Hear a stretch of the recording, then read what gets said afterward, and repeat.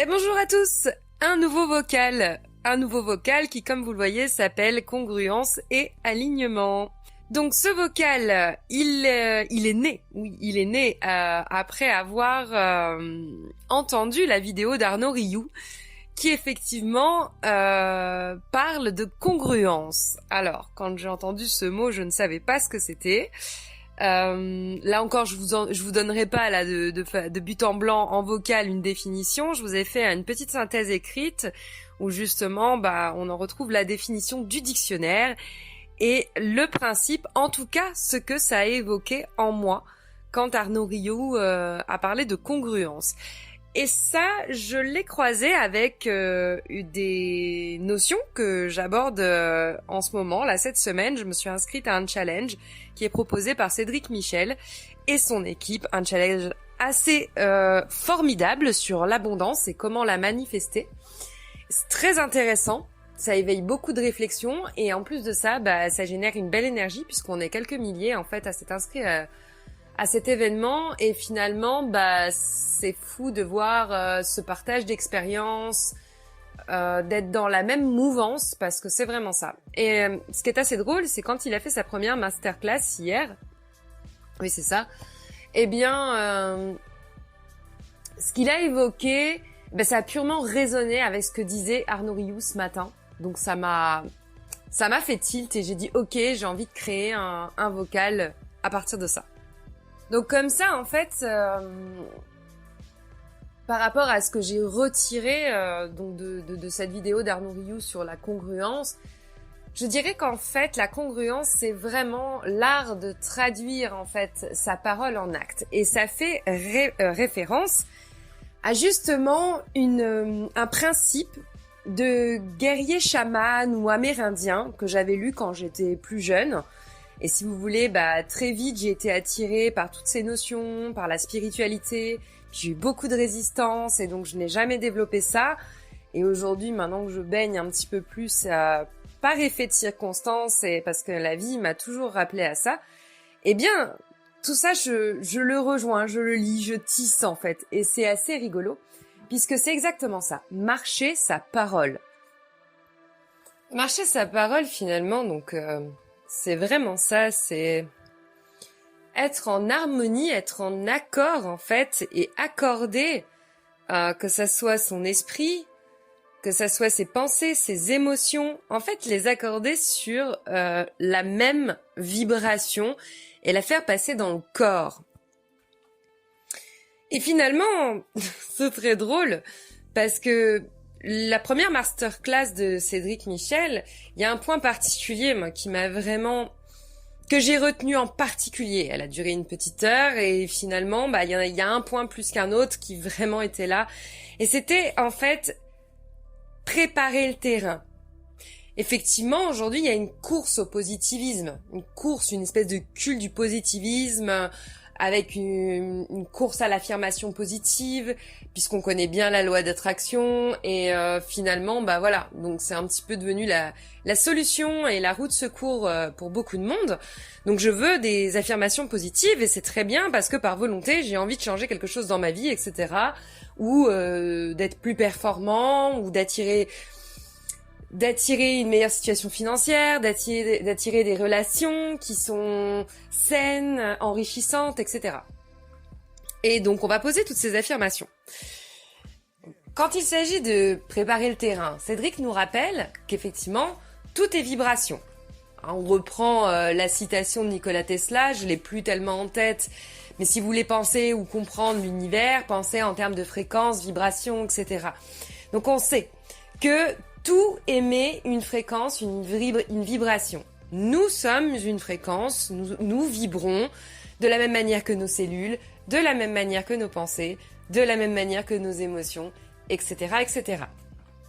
Donc à partir de là, c'est là où rentre en jeu la congruence et l'alignement notamment avec soi, puisque nous voulons manifester. Donc nous allons poser des affirmations positives, mais sur quoi les posons-nous ? Où est-ce qu'on va les poser ?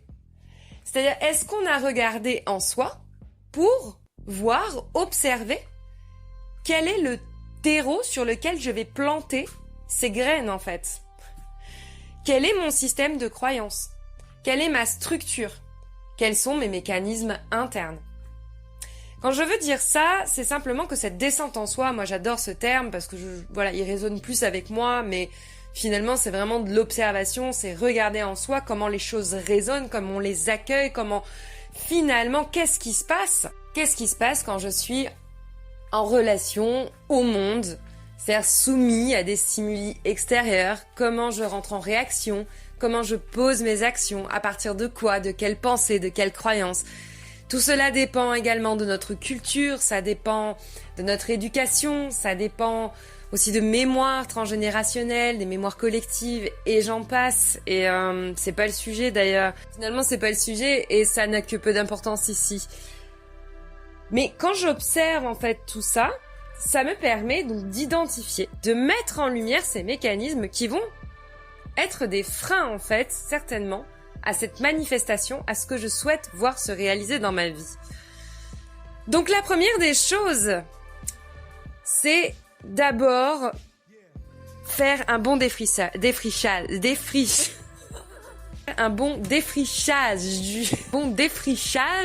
Donc la première des choses sera certainement de faire comme l'agriculteur avec sa terre, de labourer avant d'ensemencer en fait, tout simplement, histoire que le sol donc s'aère, que il est temps qu'il puisse refaire tout ce biotope qui l'anime, qui le rend vivant, pour que puisse germer et croître cette graine qui va être déposée. Et finalement, ça paraît si évident. Mais je sais pas pour vous, mais moi c'est le genre de processus en fait qui me demande une certaine intégration. Tout cela, on pouvait me le raconter il y a quelques années en arrière. C'était évident dans mon esprit en fait. De façon intellectuelle, je le comprenais tout à fait.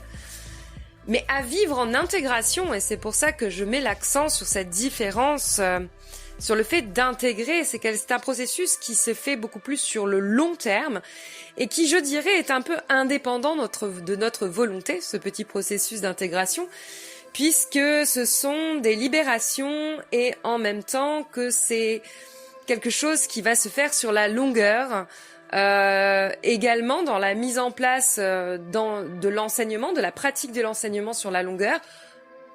Je fais référence à 2 points que j'avais abordés, qu'on m'avait transmis en retraite.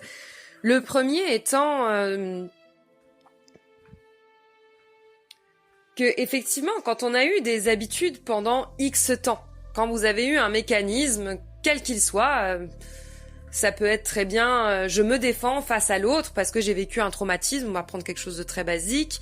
À partir du moment où je me défends comme ça, je ne le vois même plus, j'en suis pas conscient. Et donc ce que je vibre directement, c'est vraiment la menace quand je suis confrontée à l'autre, alors que non, moi ce que je veux, c'est des relations d'amour, c'est des relations de partage, etc. Et en fait, quand on a longtemps fonctionné comme ça, en inconscience en plus, eh bien vous imaginez qu'il faut un petit peu de temps pour que les choses s'inversent et que finalement c'est par une pratique régulière. Et après, je vais aborder l'outil, moi je trouve qui est formidable là-dedans pour l'avoir vécu, puisque tous les jours je constate en fait des progrès, je dirais ça comme ça, des progrès dans l'ouverture, dans l'expansion, des choses qui se manifestent à moi, alors que c'est des choses que j'ai mis en place il y a un certain moment donné, mais je ne vois pas une évolution, si vous voulez, qui me pète la figure, j'ai envie de dire, mais quelque chose de progressif et surtout des petites choses qui changent dans le quotidien, des rencontres, des propositions, des initiatives, etc., etc. Donc ça, c'était la première chose, laisser le temps. Et la deuxième chose, c'est, et ça, merci, c'est effectivement cet effet, un esprit non entraîné n'arrive à rien. Alors, autant vous dire que le jour où on m'a dit ça, je n'ai bien sûr pas saisi, je me suis dit, mais pourtant, je fais ce qu'il faut, etc., etc. Oui, mais je pense qu'à un moment donné, dans une forme d'honnêteté, on a tendance à laisser tomber dès que le résultat n'est pas rapide ou qu'effectivement qu'il n'est pas assez tangible en fait. Et donc ces deux choses-là, c'est des points très importants parce que ça demande l'observation, de revenir à soi pour pouvoir observer ces mécanismes qui va nous permettre de libérer en fait, de libérer que ce soit des émotions, des blocages, et donc de pouvoir en fait, je veux pas trop m'aventurer parce que j'en suis pas tellement encore là, mais je dirais de changer de fréquence. Voilà, c'est-à-dire qu'effectivement si vous êtes bloqué, si le disque est rayé sur une fréquence, admettons j'ai été traumatisée, je rentre en relation avec l'autre, je suis tout le temps sur la même fréquence, menace, danger, hein, vous voyez moi je prends toujours cette espèce de poisson là qui se gonfle avec des piquants, bah c'est exactement ça, je vois l'autre, je fais ça, bon, très bien.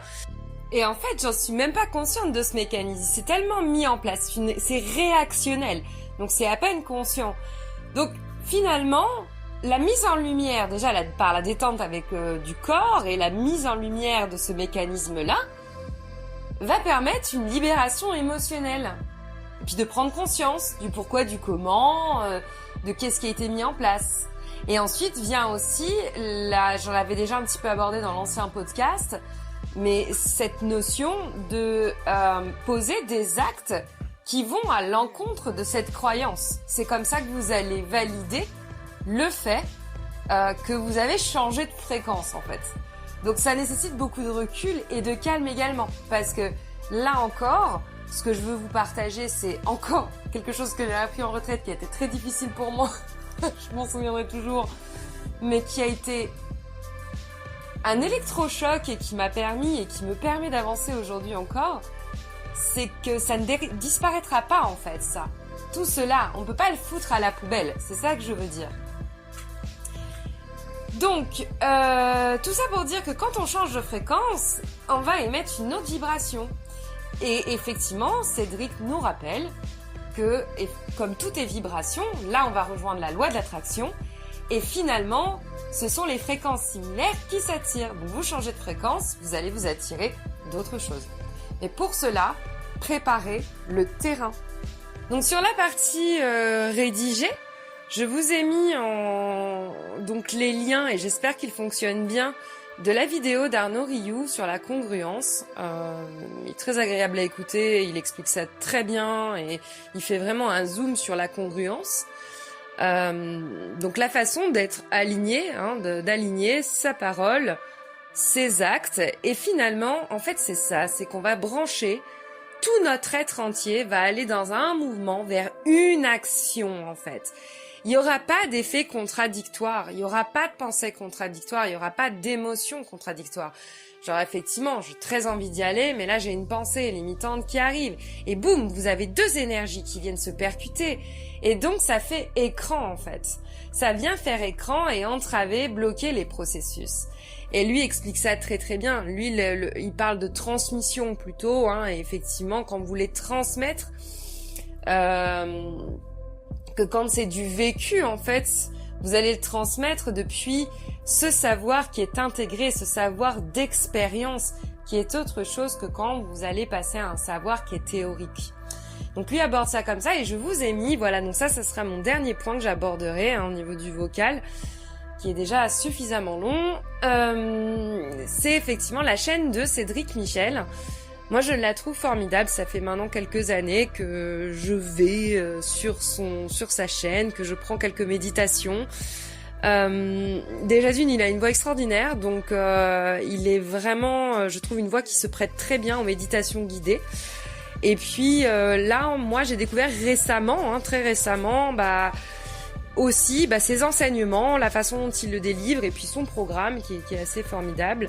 Voilà, et notamment, point crucial qu'il aborde dans ses masterclass et qui est présent sur sa chaîne YouTube, c'est la pleine conscience. Parce que méditer, c'est bien, mais je trouve que la pleine conscience, c'est quelque chose d'extraordinaire. Pourquoi ? Parce qu'en fait, ça ramène au présent. Ça, on vous demande pas de vous fixer des objectifs et de vous dire je veux ci, je veux ça, je veux ci, je veux ça. Vous n'avez pas cet effet, en fait, cette attente de résultat qui fige le processus, qui va effectivement entraver le bon déroulé du processus. Non, vous êtes juste là pour revenir à vous-même et détendre votre corps. Donc, je reviens à moi-même. Ça peut être respirer, écouter par l'ouverture des sens, la détente du corps. C'est revenir à soi. Vous allez éclairer des mécanismes. Il y a peut-être des petites choses qui vont vous venir, ou même des grandes choses. Ça dépend vraiment des moments. Il y a des fois où il va pas se passer grand-chose, et là encore, je persiste. C'est pas grave. Peu importe ce qui se passe, c'est l'exercice en lui-même. C'est revenir à cette pratique de l'instant présent. Et en plus de ça, c'est vraiment cette détente du corps. Et forcément, cette libération aussi émotionnelle. Donc pour moi, la première étape de toutes les étapes, c'est vraiment cette détente. Et ça rejoint aussi, quand j'ai fait mes retraites, les premiers enseignements qu'on m'a transmis.